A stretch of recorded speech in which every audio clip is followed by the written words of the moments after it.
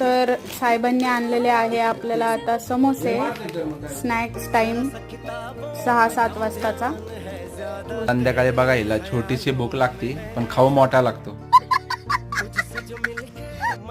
रोज काय ना काय असतं इथं. आज आणले समोसे शारदावाल्याकडून स्पेशल.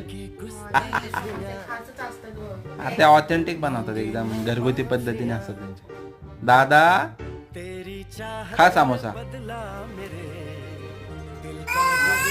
आईस्क्रीम आणलेली आहे बच्चा पार्टीला. हे बघा आत्या आलेली आहे वेजची. वा वा वा वा छान छान. काढा.